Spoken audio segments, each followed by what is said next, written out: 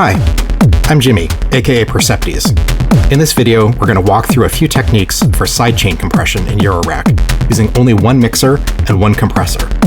The goal is to create this classic pumping sound heard in a lot of electronic music, where the volume of the music ducks down in time with the kick drum. While the basic technique is simple in a DAW, you might find it trickier to do within Modular if you have only one mixer. In this video, I'll be using Zermixa by Noise Engineering for mixing, and Messer by Cosmotronic for compression. But the same approaches will work with any mixers and compressors with similar feature sets. If you enjoy the video and find it useful, I hope you'll follow along for more videos like it, and perhaps join the Discord community or support my work on Patreon. Check the video description for details. First, let me explain what compression is and what sidechain compression is, if you're not familiar and haven't used one of these devices before. Compression is a technique for limiting the dynamic range of a sound, that is, how loud the loudest points of a sound are and how quiet the quietest points are. An audio signal is fed into a compressor, and then using controls of threshold, attack, decay, and ratio, you can control the degree to which the loudest peaks of the sound will be reduced in volume, and as a result, the range from softest to loudest points of the sound will be narrower than it was before. After the peak of the waveform has been reduced in volume, if you like, you can offset the entire thing to make the whole audio louder, and that way the quieter parts will be louder than they were before, without making the loudest parts too loud. Generally, this is used for sort of quote-unquote gluing a mix together to make everything sound like it's connected, or to just sort of tame signals that are very dynamic more so than make sense in your mix. But as we've seen, this other common use in electronic music is to make the sound kind of duck away pretty significantly in time with a rhythmic part, like a kick drum. The way that's achieved is with a technique called sidechaining. Generally with a compressor, the compressor is reacting to the audio input, so it listens to the input, and when the signal goes very high past the given threshold, that amount of volume is pushed down. But a sidechain is a separate input that allows the compressor to listen to a second audio signal and react to that in terms of when it should compress, but compressing the main input.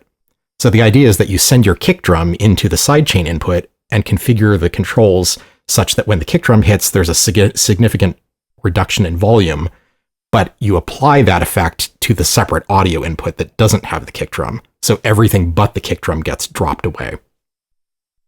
And so that's what we're doing here with Messer. We've got the output of our mixer going into the input of the compressor, and we've got the output of the compressor going into our audio interface. And then we have a copy of the kick drum going into the sidechain input.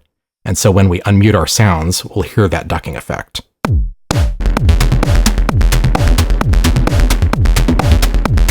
You might notice a problem here, though. Because we're just using one mixer, and we've got all of our voices plugged into input channels, and the one stereo output plugged into the output channel, and a copy of the kick drum pre-mixer into the sidechain input, the result is that the entire stereo mix is getting ducked with the kick drum, including the kick drum itself. So this is easy to route around in software because you have very flexible connections. But how do you do this in Eurorack if you only have the one mixer and you can't mix in the kick drum after the fact? Well, that's what we're going to explore. One way to solve this problem is to use extra effects sends that your mixer may have. Zermixa has obviously the main output, which we've been using, as well as two stereo send and effects returns, A and B. The sends here and the returns here. These are intended for stereo effects sends, as the name implies, but they're really just outputs and inputs, which you can use in any way you want. And Zermixa offers flexible routing that can let us select per channel how much of the signal to send to each of the three outputs, A, B, and main. So here's how we have this set up. Channel 1, if I unmute, you see is going to the main output only and not A or B. That's our kick drum. And then our other three channels, if I unmute them, you can see we don't hear anything because they're being sent to the output A, but not the main output. This is our snare drum, our bass sound, and our hi-hat. The A output is going into the compressor, and that's the sound that's going to be compressed. So all of the voices except for our kick drum. We then send a copy of the kick drum into the sidechain input, which will trigger the compressor and cause that ducking sound on just those 3 other voices. The output of the compressor then comes back into a spare stereo channel. I have it mapped to channel 8 on the mixer, and when we bring in channel 8, we'll hear those other voices, which are now being routed to main because channel 8 is routed to main. And then if I bring in the kick drum, we get our full sound.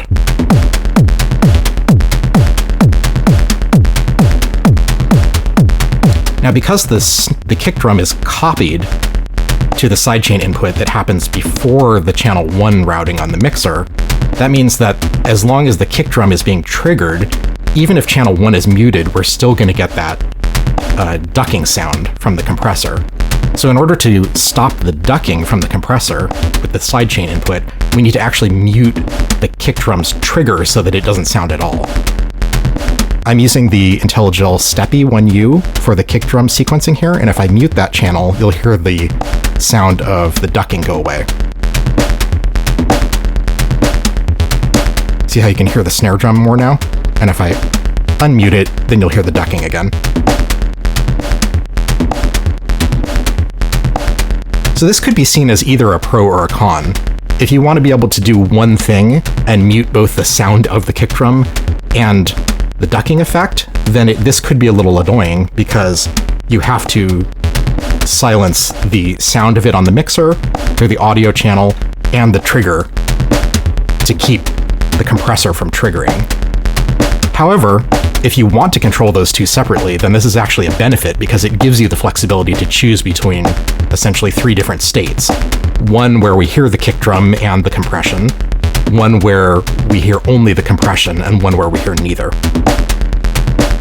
If you wanted to, you could also set up some automation so that a single trigger signal could be used to mute both the trigger and the audio.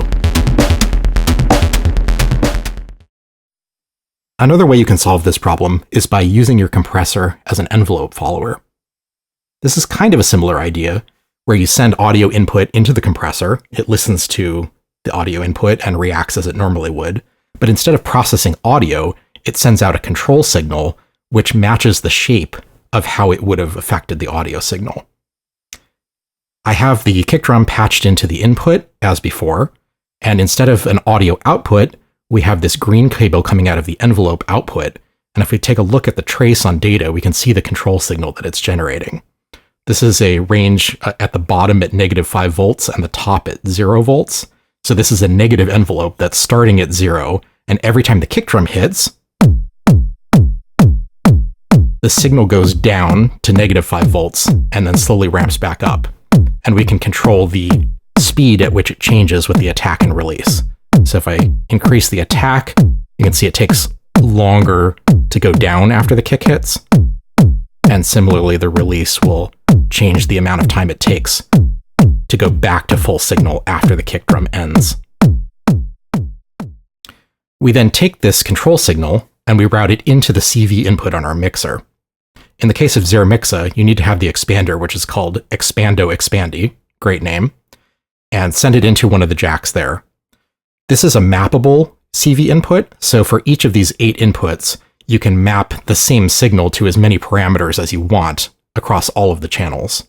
I'll show you how to do that for one of these. Press the config button, and then select expander. Select the expander you want because you can have multiple expanders attached. I've just got one, so it's expander A. And then we pick new mod, and then we can select which jack we want to configure on the expander. So that's jack 1. And then we select which channel we want it to affect.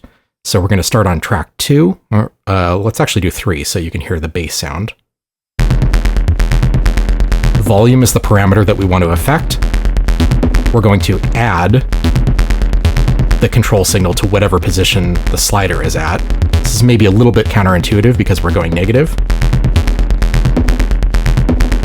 But if I add a positive amount, this is sort of like attenuation. So at 0, it's not affecting, none of the signal is affecting the channel, but as I bring it up, it's going to start to allow that control signal coming in on the green cable to affect this channel. So as I turn it up, it's applying the negative voltage to that channel's position.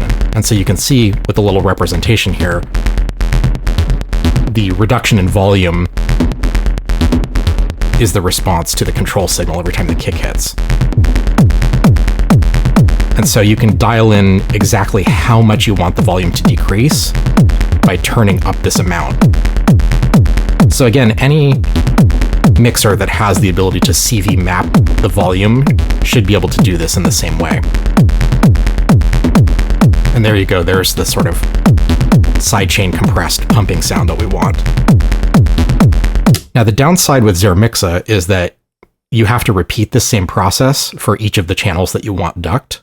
So I'm going to do that off screen so we can get all three of our additional voices mapped, and then we can hear what the result sounds like. Okay, so now we've got channels 2, 3, and 4 mapped to the CV input, and so the sounds of our bass and other percussion are being ducked and given that pumping sound without affecting the kick drum itself. And we're back to where we started. This is another way that you can achieve that sound without having a separate stereo send-return pair on your mixer. Of course, this does require that these parameters be mappable via CV input, and it requires that you be able to extract the control signal with your compressor. Of course, because we're using a control signal, we actually don't need this extra step of extracting the control signal from the audio via the envelope follower. We could just as well use the original trigger signal that we're using for the kick drum and send that into an envelope generator, and that'll essentially create the same shape that we're creating here. So if you don't have an envelope follower on your compressor, that's another alternative that you can use.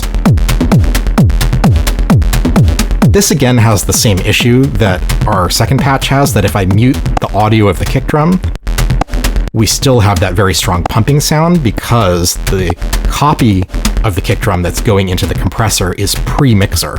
And so I have to mute the actual trigger on the kick drum in order to get that to go away. And as we see, the control signal on data goes away because it's no longer generating the envelope. And so the same benefit and drawback applies, that if you want these to be controllable separately, then this is good. But if you want the two to always be in sync with each other, then it either requires a little bit of sort of performance timing on your part, or you need to automate that signal with some sort of other control. The other nice benefit of doing it this way with the CV is that it allows you to apply the same control signal to each of the different voices in your mix separately. So instead of sending audio through the compressor and having the same compression applied to the entire stereo mix, I can use those controls in the configuration of the CV to say exactly how much I want each of the individual voices ducked. That offers you a lot of control that you can't do the other way without having a lot of separate sends and buses and compressors to do compression for each channel individually. So I think this is actually the most flexible way, and it requires a little bit of extra configuration up front.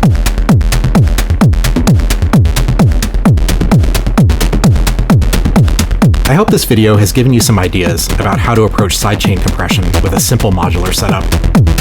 If it has, I'd very much appreciate your support on Patreon. You can join for free or chip in a few dollars a month for high-quality audio downloads of all musical performances on the channel, full access to Discord, and more. Thanks, and see you next time.